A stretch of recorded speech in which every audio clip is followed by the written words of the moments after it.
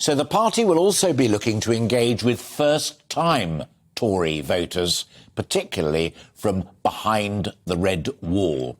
Our East Midlands reporter Will Hollis joins us now from the constituency of Gedling in Nottinghamshire. How does Gedling fit into that red wall story, Will?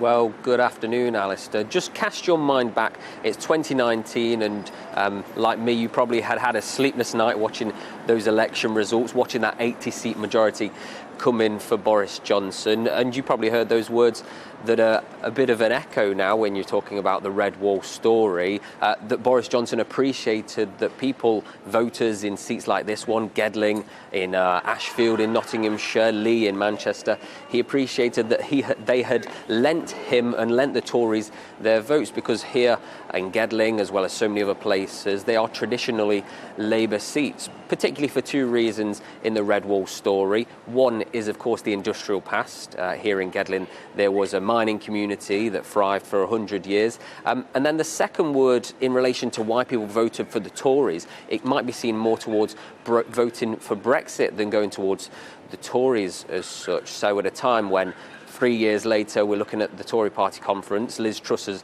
first Tory party conference as the Prime Minister, and we've got conversations around the economy and mini budgets and lower taxes. People in these working class traditional communities are certainly having second thoughts maybe about how they might vote in the future. So I've been up and down this high street speaking to the people that live here in Arnold, the biggest town in Gedling's constituency, about how they think Liz Truss is doing and how they might vote in 2 years' time.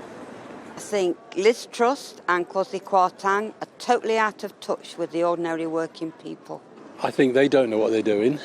I think they're taking a chance and only time will tell. I can't honestly say I understand what they're doing, but something has to be done that's different. They've gone down a little bit, in my estimation.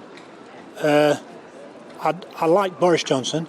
About time they got the immigration problem sorted out. Yes, interest rates, it hasn't helped the less paid. It's obviously helped the better paid. I don't think so many people will vote for Conservatives throughout the country, because I think what they did there's more people on less than £100,000 a year than over 100,000. So to me, the maths is straightforward.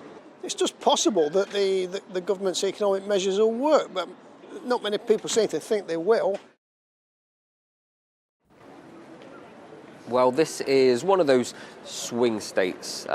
It's probably less likely to stay Tory than it is to go Labour. There's only around 700 votes in the majority for the Tory party at the moment. But maybe some of those bigger majorities in places like Dudley North and Mansfield and Ashfield, where there are also big coal mining communities, big industrial communities, those Tory MPs are probably really considering how they can keep people like this voting. Of course, we did see a bit of a taster for what might come in Wakefield, because in the 2022 by-election earlier this year, it did go back from Tory to Labour. That was one of those red wall seats that turned to the Tories in 2019. So it does seem that the winds have changed a little bit, but whether it will change for all of these red wall seats, we'll have to wait 2 years until we can tell, Alistair.